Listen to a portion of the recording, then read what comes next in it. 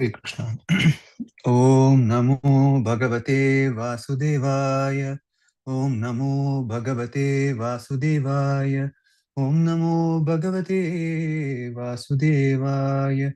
Narayanam Namaskritya Naram Chaiva Narottamam Devim Saraswatim Vyasam Tato Jayamudirayet Ashtaprayeshu Bhadreshu Nityam Bhagavata Sevaya Bhagavatiruttama Bhaktir Bhavati Naishtiki Srinatam Sokata Krishna Punya Shravana Kirtanaha हृदयन्तस्थो हि भद्राणि विदुनोति सुहृत्सताम् ॐ ओम विष्णुपादाय कृष्णप्रेष्ठाय भूतले श्रीमते भक्तिवेदान्तस्वामिनिति नामिने नमस्ते सरस्वती देवी घोरवाणी प्रचारिणे निर्विशेष शून्यवादी पाश्चात्य देशतारिणे जय श्री कृष्ण चैतन्य प्रभु नित्यानंद श्री अद्वैत गदाधार श्रीवासादि गौर भक्त वृंद हरे Krishna Krishna Krishna Hare Hare Hare Ram Ram Ram Hare Hare.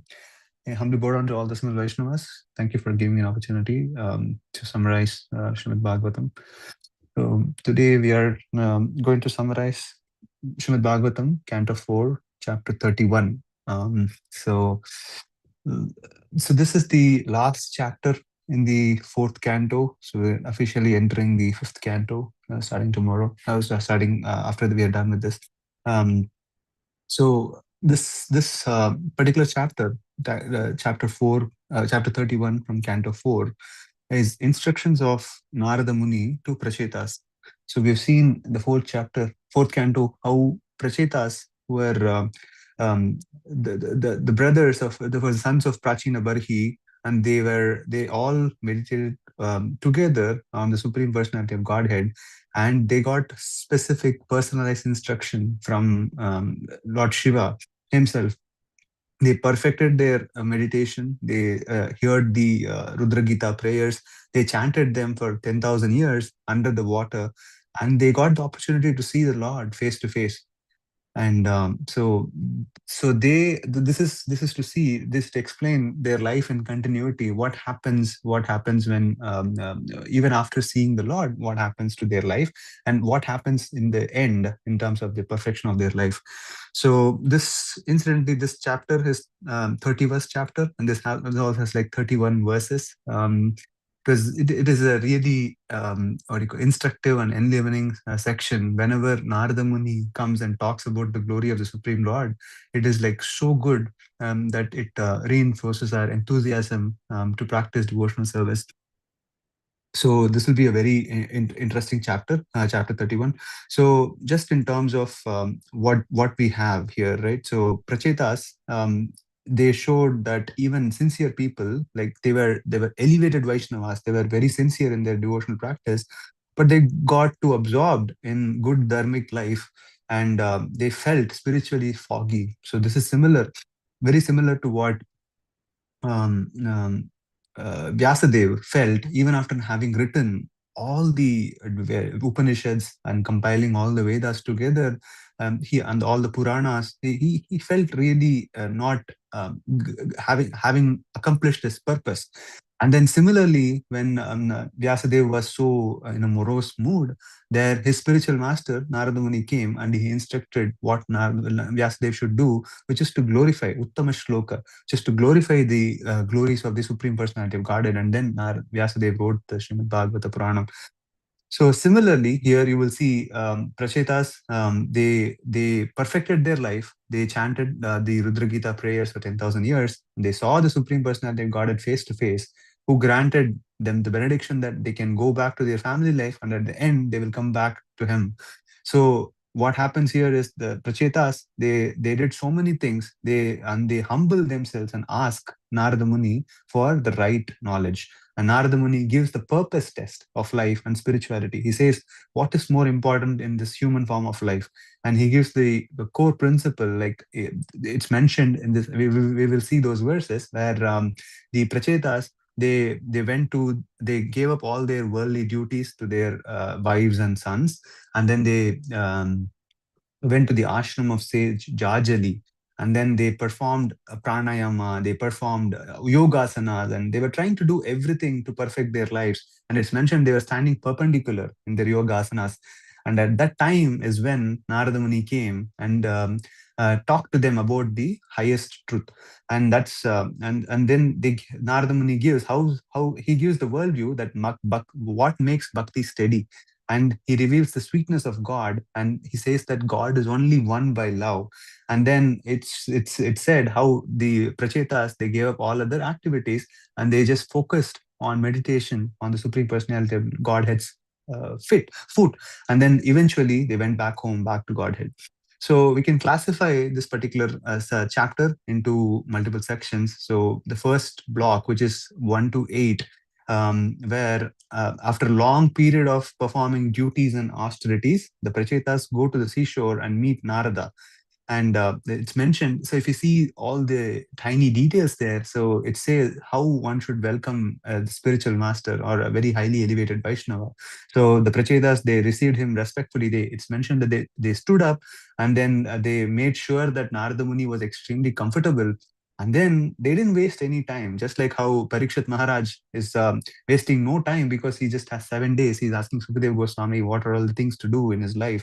And then similarly, Prachetas, once they saw that Narada Muni was well positioned, he was taken care of, then immediately, without wasting time, they said we have got so absorbed, and they're asking him to guide, asking Narada Muni to guide them. So this is we can connect this to the instruction from Nectar of Instruction, where Rupa Goswami says there are Priti Lakshanam. There is 6 qualities of Priti Lakshanam, which is Dadati, प्रतिगृह्णाति गुह्यमाख्याति पृच्छति भुङ्क्ते भोजयते चैव षड्विधा प्रीति लक्षणम. Says dadati, you should give to the to have loving relationship, and pratigrihnati, you should also accept to have the loving relationship. And then guhyamakyati pritchati, which is to confide one's heart in confidence, to guhyamakyati pritchati. And then bhunkte bhojayate, that one should eat and one should also accept food, and we should also feed others. And this, by these 6 processes, then eventually the bhakti, the love between the loving relationship grows. Similarly, Prachetas here, so they are confiding their heart, and they're saying that we have got so engrossed in the material duties that it's almost that we have forgotten the instructions given to us by Lord Shiva and Lord Hari. So this is not one. So we should not confuse this to be a confession of a beginner. It's actually humility of the advanced souls who are honest enough to say, we did many prescribed things, but our mind got pulled into the family identity and the results and everything. So now you are here. So please give us this lamp to cross the ocean of ignorance. And so this is the mood of a true devotee. The true devotee knows who is the right source of information, and he confides his heart to get the right source of information. This is what this is what Krishna says in the Bhagavad Gita, where he says, Tadvidhi pranipatena pariprashnena sevaya upadekshenti te jnanam jnanina tattvadarshinaha. So know this, Tadvidhi pranipatena, which is with you surrender yourself to that supreme, to the spiritual master, and ask relevant questions, pariprashnena sevaya, and by rendering devotional service. So here, one should approach the spiritual master with submission, inquiry, and service. And in this chapter, you see this exact attitude which the prachetas are showing, which is this urgent nature, but at the same time, it's sincere. So that's the crux of the first 8 verses, so which is the recentering of the mood with which the prachetas are approaching Narada Muni. So there are a couple of things we can think about here, right? So this process of bhakti, when Krishna says, Name Bhakta Pranashyati, which means my devotee never perishes, O Arjuna, declare this boldly, is what Krishna says. And so even when a devotee is besotted with a lot of material problems and tribulations, and even if it feels that he's wavering from this path, Krishna is always looking for such a devotee, and he's always trying to give a lending hand.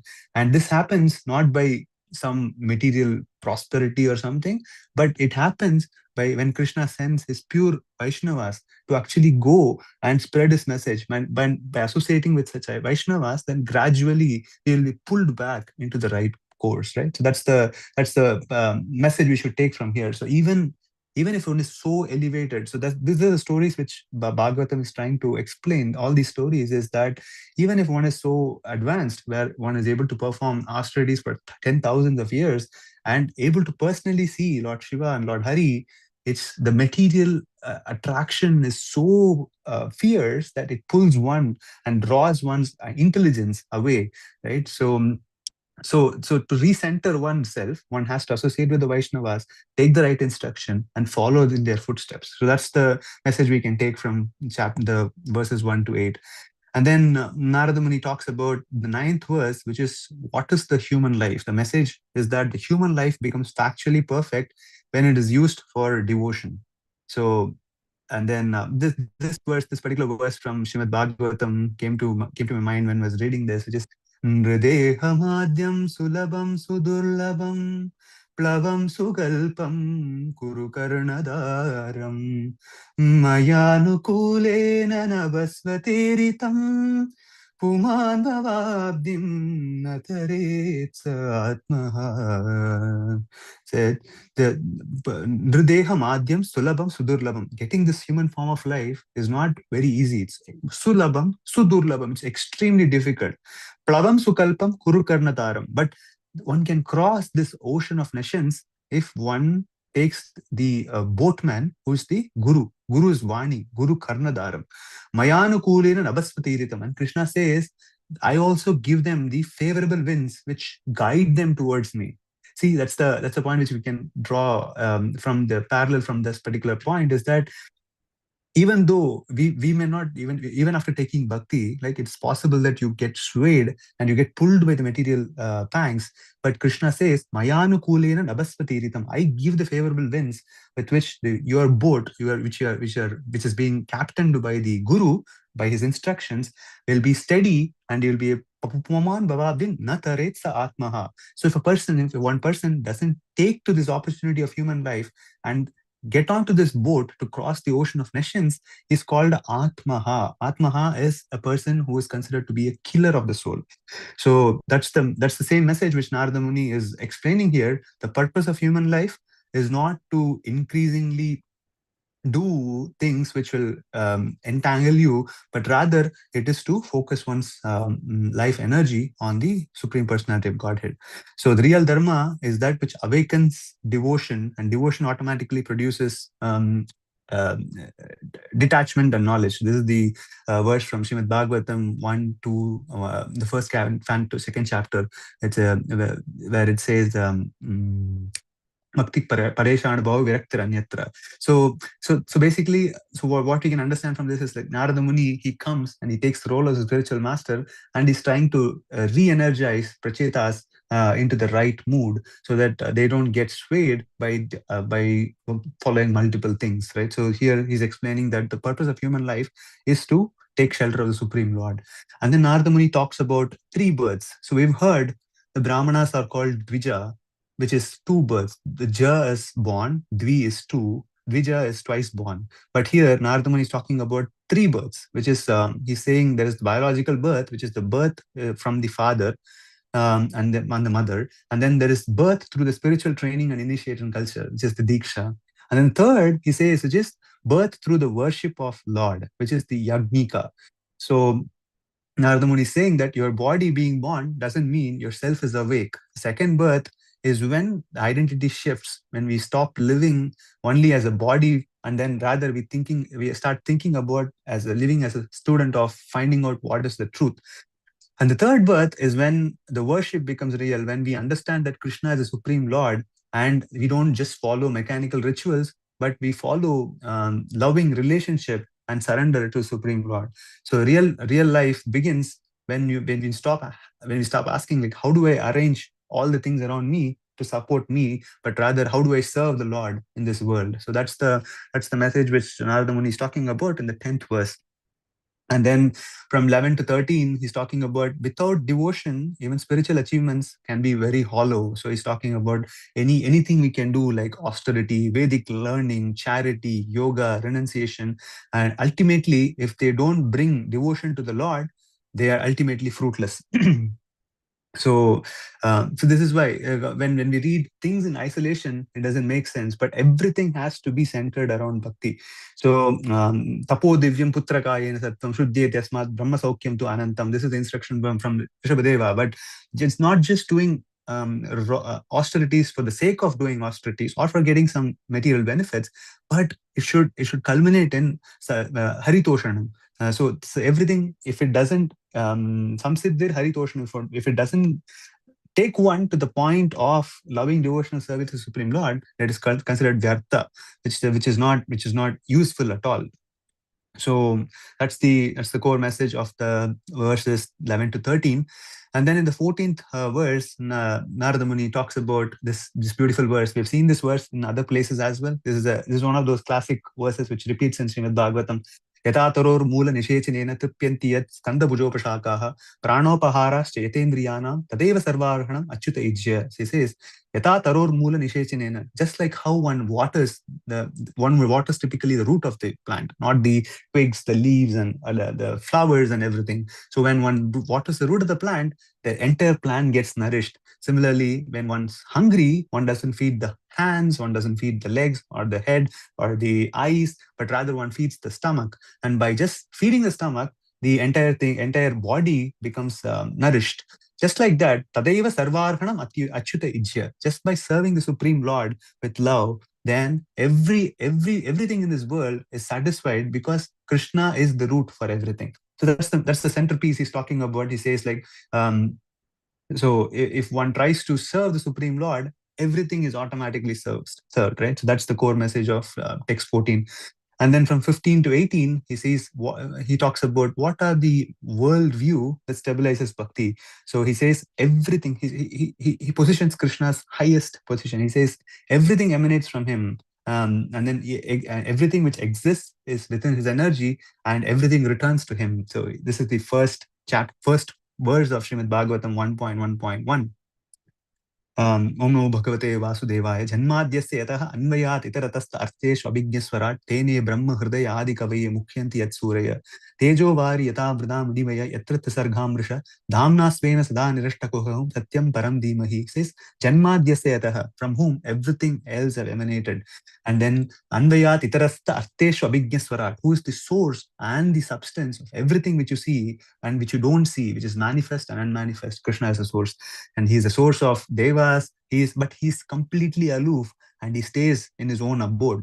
So that's the same message which Narada Muni is saying here. The modes are binding, and but understanding that Krishna is beyond these modes, and then our goal of life is to serve the Supreme Lord, is the core message. So Narada Muni is setting all these scenes. He's talking about Krishna's highest position. He's talking about what the goal of the human life is giving the entire crux of the Vedic wisdom, the crux of Vedanta, the crux of Srimad Bhagavatam, everything in this short instructions to Prachetas, so that their spiritual life is rekindled.